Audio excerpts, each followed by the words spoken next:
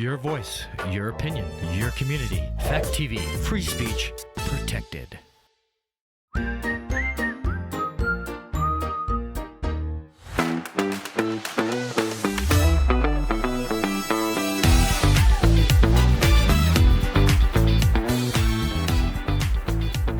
Hey everybody, welcome back to another episode of Voices of Monadnock. My name is Anina Hansen. I work for Trauma Responsive Monadnock, which is a program of Monadnock Family Services, and we produce this show in cooperation with the Greater Monadnock Collaborative Chamber of Commerce, just bringing people together from the community to talk about what's going on in their lives and what we love about being here in the area and what's good. And so today we have Rob Gillis joining us. You might be our first resident from Hancock. I'm trying to remember if we've done that before. So let's say you are. Welcome. Excellent. Glad to have you here. Tell us a little bit about yourself and what you do around the area. Yeah, my wife and I, my wife Noelle and I, as you said, live in Hancock. We've been in the same home for 32 years now. Nice.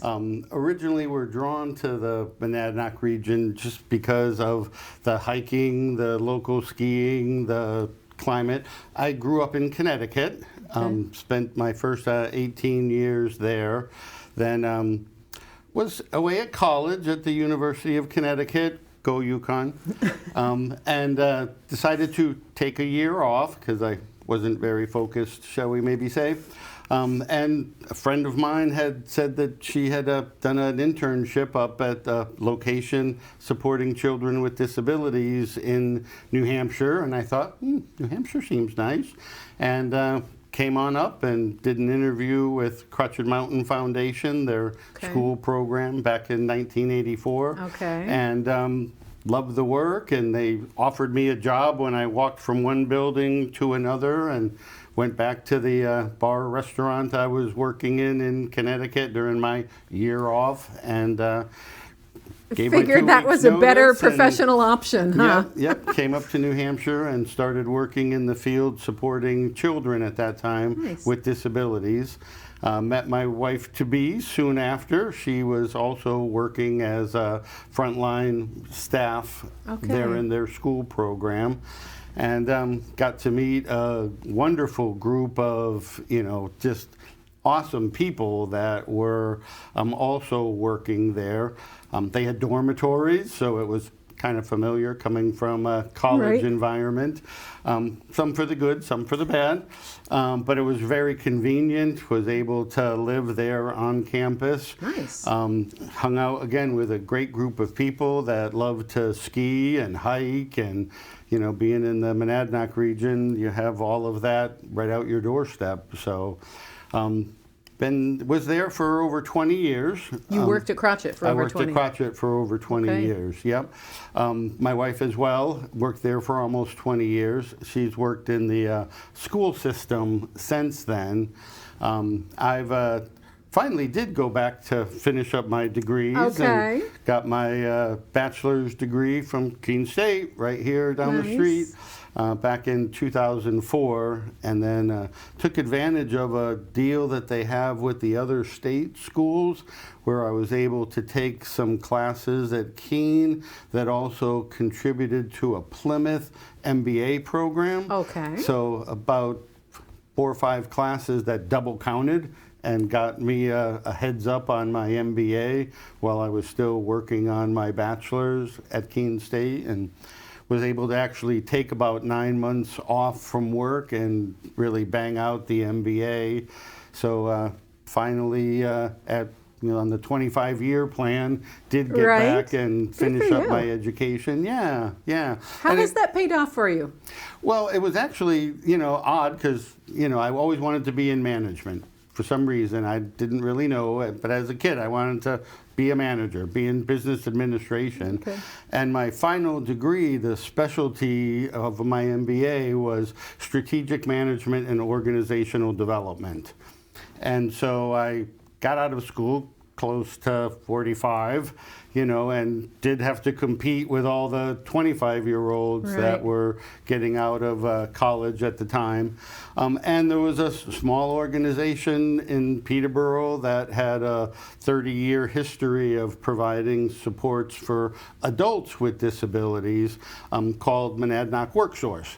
And I applied for a job there and pretty quickly realized, when I got the job that I applied for, but I realized pretty quickly that this was a company that has been doing the same thing for the last 20 years, and great people, great organization, but it was really kind of stuck in the past. They And need so- some management, huh? Well, it's someone that was looking at organizational development Yeah. and strategic management at times of change. And in some ways, I hadn't plotted it all out, but it was the perfect resume or educationally for what I was looking for in a job with this great small company that It's I great just, when that works yeah, out. Yeah, exactly. And, our disability services system in the last 2 years has undergone a complete overhaul here in the state of New Hampshire Okay. to meet federal Medicaid guidelines. Okay. The Medicaid delivery system in New Hampshire as of July 1st of 23 completely changed. Really? Okay. And so again, that background in organizational development and strategic planning, During times of transition, huh? who would have known how appropriate it was going to be for me and for the career path that I chose. And so I've been with Monadnock Worksource for 15 years now. Isn't that something? So you've had basically 2 jobs in your professional career, Yep, which is a here- rare thing nowadays. Yeah, I had a little segue for about 4 months with another job in the disability services field out in Claremont. But still lived in Hancock, so it was A terrible quite a commute. Yeah, no big major roads to get you out there. And actually, I had just ended that job when they had the terrific or the horrible flooding that was out in that neck of the woods where someone had passed away up in Alstead. Okay. And I remember thinking, not only that was tragic, but both of the roads that I used to take to my old office got washed out during that big storm. And that was probably 2008. Before or the so. days of working hybrid from home. Huh?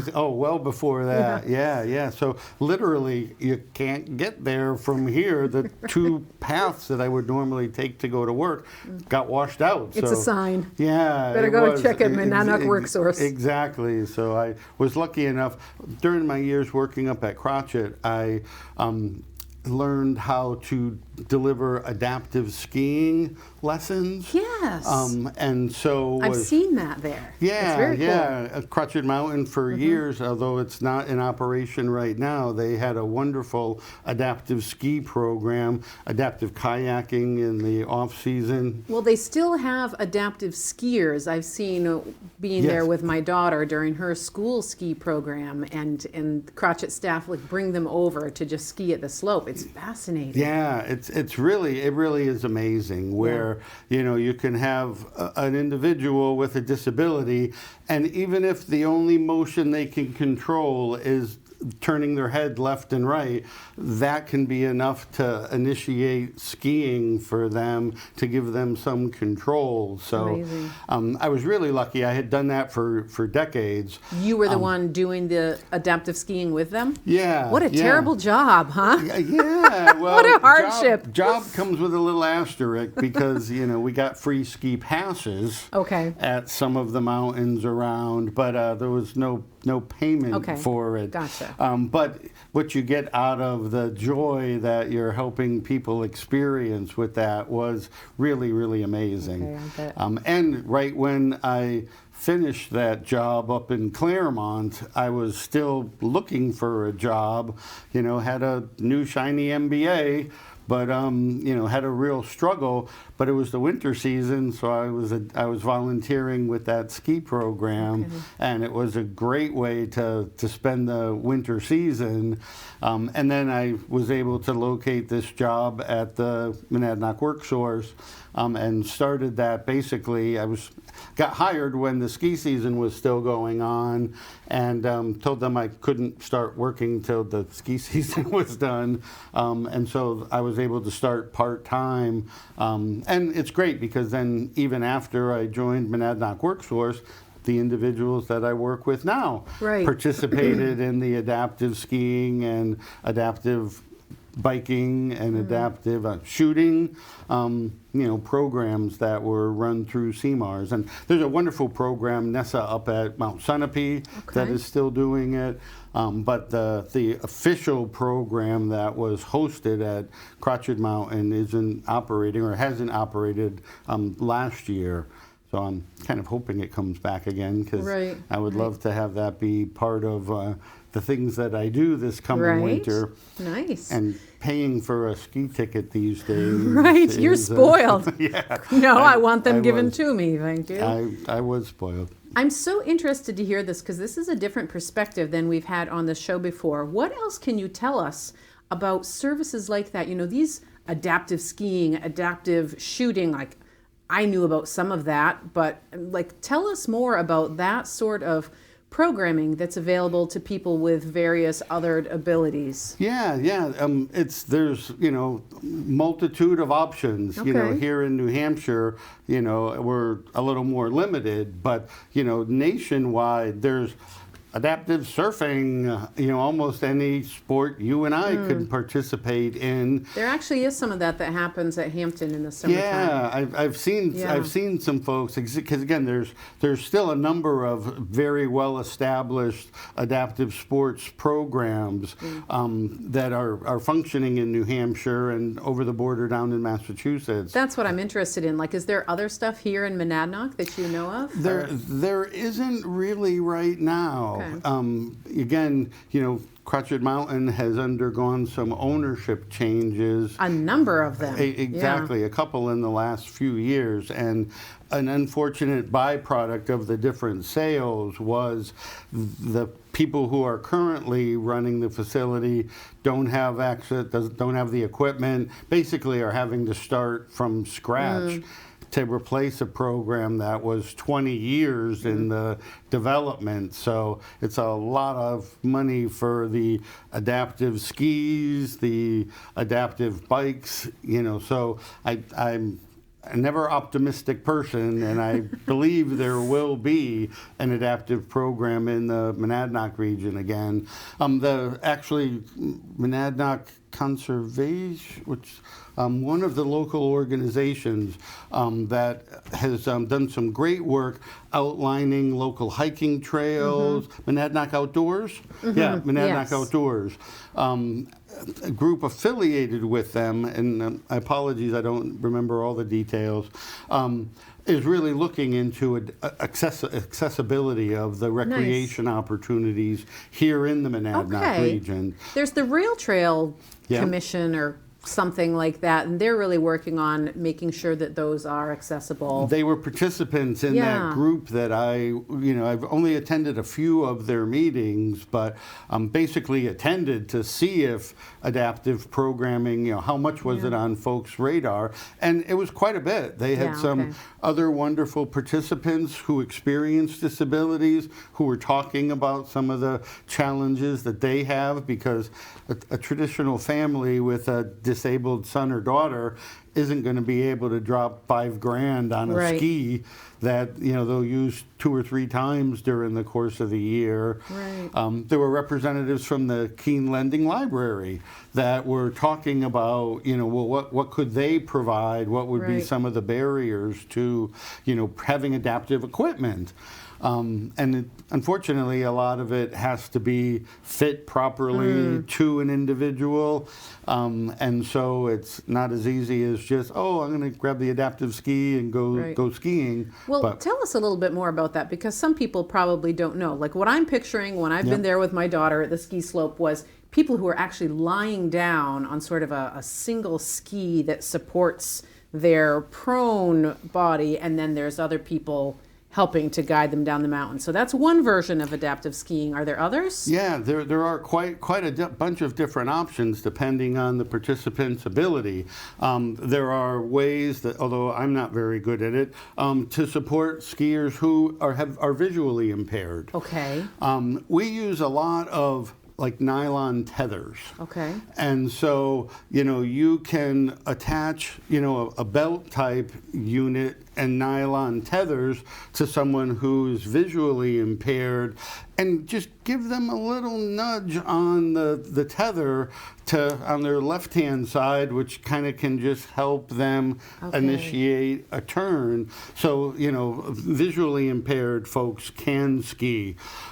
We have a lot of equipment that is used for stand-up skiers, but they might not have a steady enough gait to be able to ski independently. So if you imagine a walker, but with skis on it. No kidding. So there's adaptive devices that, again, have an instructor behind them holding on to nylon tethers that are attached to the ski.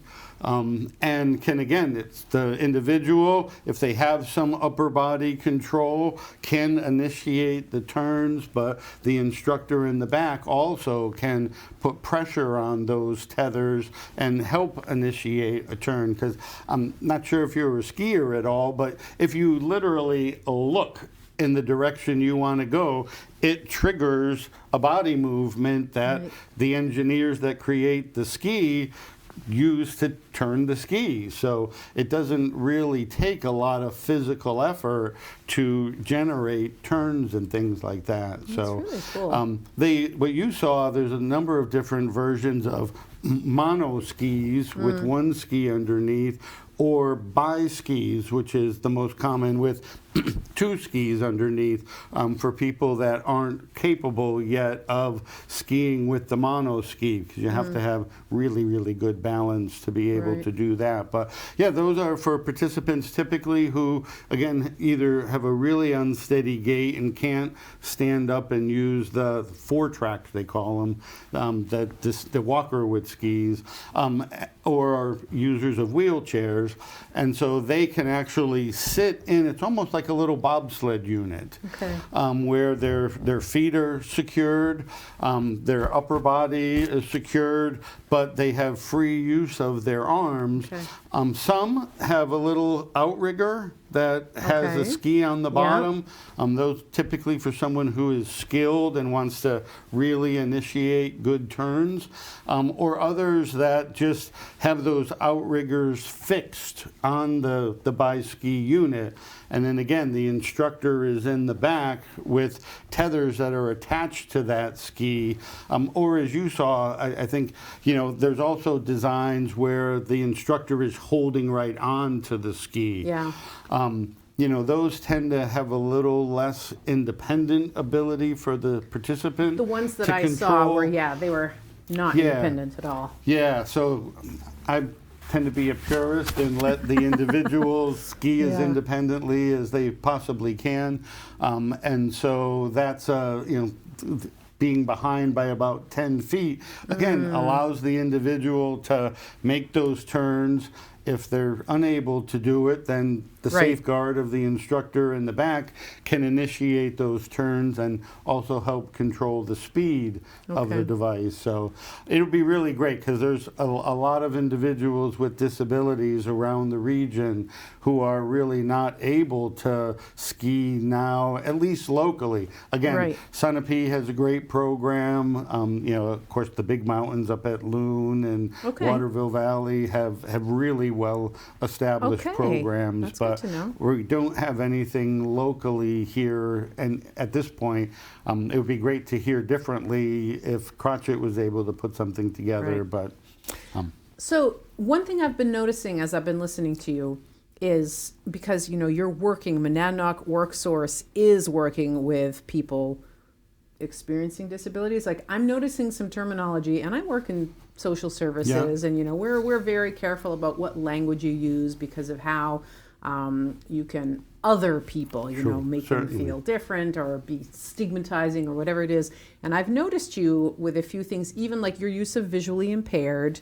And so I'm wondering if you want to give a quick little primer on sort of what is the for people who are in the disability community, I don't know if that's okay, what's the preferred language? Yeah, a good question. And once we nail it down, it will change. It's always changing. Yeah, it's true. Yeah, I know for a while, and I still use the terminology periodically, you know, people who experience disabilities I noticed that. seemed to be politically correct for a while. But, you know, it almost sounded like it was an experience you have, then you don't have, then you do have. Comes and goes, huh? Yeah, Okay. and that's not the case. Right. So it does seem now to be more prevalent to just say, you know, people with a disability. Nothing to be ashamed of, nothing that makes them any different than you or I, and our value is who we are as human beings on this planet. They just happen to have a disability. But you're right, because there's a big difference between that and like naming someone by their disability. Exactly. You know, and that's they are a blank and just a single term. That describes exactly, it, yeah. and they are not. They are wonderful individuals who have a lot to contribute to local society and who have a great value in our world. And that's really where the work that we do at Monadnock Yeah, works. tell me more about that. Yeah, we're a small provider of disability services. We feature three main components. One, residential living. We help folks to live as independently as they possibly can, whether it be in their own apartment where they have support a couple hours a day. We help make sure that they pay their bills and take their meds and keep their apartment clean enough so they don't get kicked out of housing. We have a growing supported employment program. WorkSource, that was a big part of our history, but over COVID, even for years before that, it got a little harder to find real jobs for people with disabilities in the Monadnock region. And so we've just recently hired a new coordinator who specializes in supported employment, in finding employment opportunities, developing relationships with businesses. One of the reasons I go to the Monadnock Collaborative meetings is to be able to make connections with folks to say, hey, you have a business need out there. Boy, if it matches with a work skill that some of the participants that the WorkSource supports has, it can be a decades-long employment relationship. Nice. Okay. Many of our folks aren't going to be holding down 40-hour-a-week jobs at Hitchner's, but boy, if what they can do and do well matches a need that your business has, that's where we find that we have long-term employment placements. So that's really nice. Yeah, that's the second big part of our organization, the residential living, the supported employment, but then we also have our community participation day program, which is where folks come to our facility site in Peterborough during the day, and from there go out to volunteer opportunities, go out for recreational opportunities, go out to learn life skills and how to make purchases, how to plan a menu, how to cook basic recipes. Again, all leading towards being valued and contributing members of their local community, but so that they can live as independently as possible and, you know, experience the great life we all have here in the Monadnock region. Isn't that fantastic? And you've done such a good job of breaking down what that is and what that looks like. We're just about out of time, so I would just like to hear, what are you excited about as far as, you know, in your job here in Monadnock, or just sort of your life and what you do in the community in general? What are you excited about that's coming next for you? Yeah, good question. Well, as I mentioned a little bit earlier, the changes that have occurred to our delivery system here of disability service in New Hampshire, you know, has been through a rocky year and a half. But it's settling down now. There's some very competent, very wonderful people who are in positions of authority with our disability delivery system, and I think there's going to be a bright future there for folks who experience disabilities here in the Monadnock region. Personally, it's been a year and a half that I've had to work a lot more than I want to. I'm lucky enough, I live 7 miles away from my office, and 5.5 of it I can ride my mountain bike on old rail trails to and from work, and I haven't really been able to do that much in the last couple of years, but I'm really looking forward to, things settling at work, things settling with all the changes to our disability system so that I can get back out and drop my truck off at work Sunday night, bike home, and then just bike back and forth to work all week. Fantastic. Enjoy hiking and biking around the Monadnock region. Right, the perfect perks of living here. It really, really is. That's so wonderful. Thank you so much for being with us today, Rob. I'm sorry it's been it took really so good to long, hear from but you. I'm glad We that made we it got happen. to be the first in the new, when the time is right. Yeah, exactly. Yeah. Exactly. No, thank you. It's been great to have you. And thank you all for tuning in today for Voices of Monadnock. Come back and join us again another week. I'm Anina Hansen. I'll see you again.